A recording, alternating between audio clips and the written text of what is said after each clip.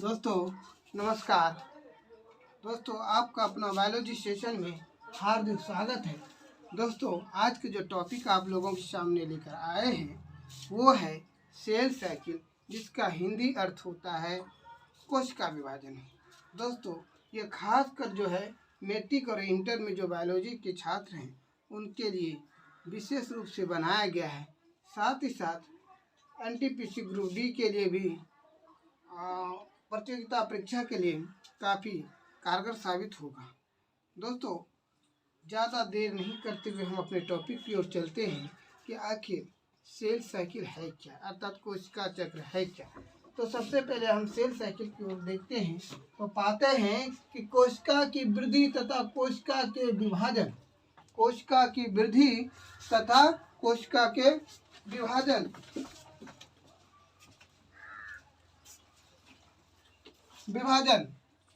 सभी क्रमबद्ध घटनाओं के सामूहिक रूप से कोशिका चक्र कहलाता है।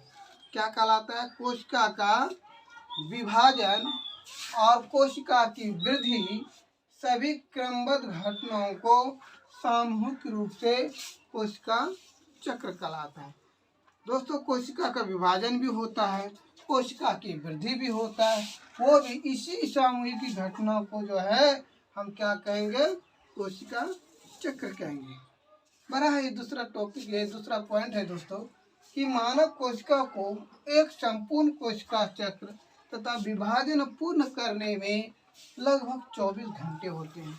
दोस्तों जब हम एक जगह से दूसरी जगह जाते हैं तो वहाँ का जो एटमॉस्फेयर होता है अर्थात तो वातावरण जो होता है, उस एटमॉस्फेयर में हमारा सेल कैसे काम करे, किस प्रकार काम करे, उसको पूरा करते करते जो है 24 घंटे लग जाता है।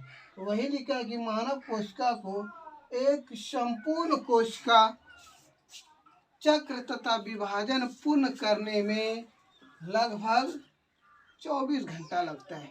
दोस्तों कभी कभी देखते हैं कि हमारी जो टीम की खिलाड़ी, इंडिया की खिलाड़ी जो कहीं विदेश जाती है तो अक्सर विदेशों में नहीं लमसम हार के आती है और नहीं कहता है कि वो अपने सरजमीन पे खेल रहा है इसलिए विदेशी जीत गया। तो वही वजह है कि वहाँ जाने के बाद जो है जो हमारे बॉडी का जो कोशिका है वो एडजस्ट नहीं कर पाता है, जिसके कारण जो है कि जिस प्रकार जितना प्रदर्शन होना चाहिए वहाँ उतना अच्छी तरह से प्रदर्शन नहीं कर पाता है, जिसके वजह से मैच हार जाता है। तो वही कहता है कि मानव कोशिका को एक संपूर्ण कोशिका का चक्र तथा विभाजन पूर्ण करने में लगभग उसको 24 घंटे लगते हैं। आगे है दोस्तों स्टेज ऑफ सेल साइकिल, मतलब कोशिका चक्र की अवस्थाएं।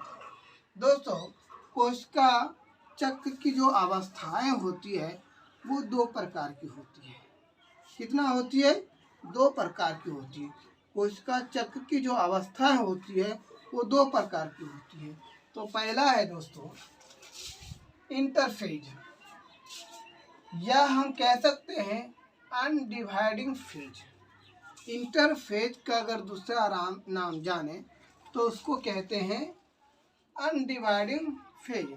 उसका हिंदी अर्थ होता है दोस्तों अंतरावस्था, और दूसरा उसका हिंदी अर्थ होता है अनडिवाइडिंग फेज का अविभाजन अवस्था। दोस्तों दूसरा इसका होता है मायोटिक फेज, या हम उसको शॉर्ट नेम में अगर कहें तो एम फेज कहा जाता है।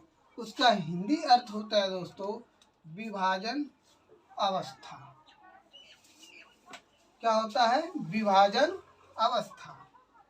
तो सबसे पहले जानेंगे कि इंटरफेज है क्या, इसके बारे में विस्तृत चर्चा करेंगे इस क्लास में कि इंटरफेज कोशिका चक्र की वह अवस्था है जिसमें कोशिका में वृद्धि होती है तथा उसमें उपस्थित आनुवंशिक पदार्थ अर्थात डीएनए की प्रकृति का निर्माण करता है। दोस्तों कभी कभी पूछ देता है कि डीएनए का फुल फॉर्म क्या होता है, तो डाइन्यूक्लिक एसिड होता है दोस्तों डीएनए का फुल फॉर्म। दोस्तों आगे है कि इंटरफेज को 3 भागों में बांटा गया है। कितने में बांटा गया है? 3 भागों में बांटा गया है दोस्तों, जिसको G1 फेज कहते हैं। जिसमें जो है आरएनए तब प्रोटीन का संश्लेषण होता है। मतलब फेज 1 में जो है G1 फेज में आरएनए तब प्रोटीन का क्या होता है? संश्लेषण होता है, मतलब संश्लेषित करता है। दूसरा है दोस्तों एस अवस्था, जिसको कहते हैं, इसमें जो है डीएनए का संश्लेषण होता है। इसमें क्या होता है? एस अवस्था में, जिसको एस फेज कहते हैं, इसमें डीएनए का संश्लेषण होता है। तीसरा है दोस्तों G2 फेज। G2 फेज इसको हिंदी अर्थ होता है G2 अवस्था। इसमें जो होता है दोस्तों विभाजन की तैयारी होता है, अर्थात कोशिका को विभाजन करने की तैयारी करता है। आगे है दोस्तों कि G1 फेज क्या है, तो समझेंगे कि G1 फेज क्या है। इसे प्रथम अंतरा अवस्था भी कहते हैं। प्रथम अंतरा अवस्था भी कहते हैं। अंतरा अवस्था हमने बताया था दोस्तों कि अंतरा अवस्था जो होता है इंटरफेज होता है, जिसको अनडिवाइडिंग फेज कहा जाता है, उसी को अंतरा अवस्था कहते हैं। इसलिए घबराइएगा नहीं, इंटरफेज को ही अंतरा अवस्था कहा जाता है। तो इसमें प्रथम इंटरफेज इसे मतलब G1 फेज को जो है प्रथम इंटरफेज भी कहा जाता है, या फर्स्ट गैप फेज भी कहा जाता है। इस अवस्था में जो है दोस्तों कोशिका वृद्धि का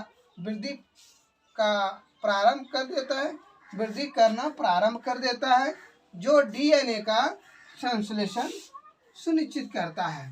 तो जैसे आगे हमने लिखे थे कि G1 फेज में जो है आरएनए प्रोटीन का संश्लेषण करता है, उसी को वहाँ पे जो है यहाँ पे नीचे जो है इंट्राफेज में जो है इस अवस्था में कोशिका वृद्धि करना प्रारंभ कर देता है और डीएनए का संश्लेषण करना सुनिश्चित करता है।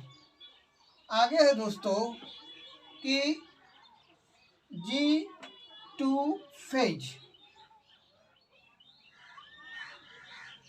G2 फेज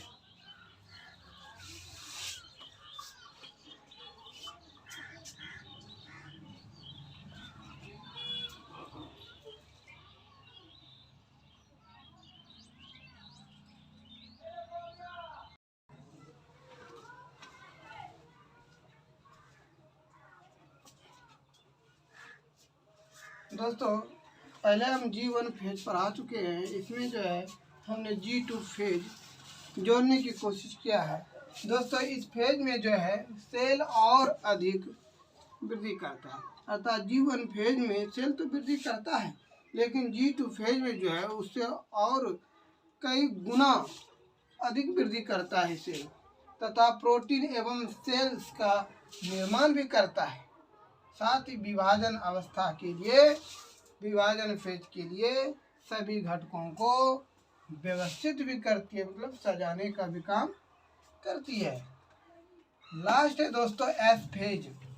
इस फेज में मातृ कोशिकाओं में उपस्थित डीएनए की पूर्ण प्रकृति का निर्माण करती है, ताकि समान संतति कोशिकाओं का निर्माण करती है। दोस्तों एस फेज में जो है मातृ कोशिकाओं में उपस्थित डीएनए को पूर्ण प्रकृति का निर्माण करती है, ताकि समान संतति कोशिकाओं का भी निर्माण करती है। जिस प्रकार की माता पिता पे कोई बच्चा आता है, किसी के पिता पे आ जाता है, किसी के माता पे आ जाता है, किसी के चचा पे आ जाता है, वो जो है एस फेज में ऐसा देखने को मिलता है दोस्तों। हाँ, जिसके वजह से किसी की माता और जो उनके संतान होते हैं उसमें जो उसकी आकृति भी लमसम से देखने को मिलती है दोस्तों। इस तरह ये जो सारी जो क्रिया होती है ये मातृ कोशिकाओं में उपस्थित डीएनए की पूर्ण प्रकृति का निर्माण करती है, ताकि समान संतति कोशिकाओं का निर्माण हो सके। धन्यवाद दोस्तों।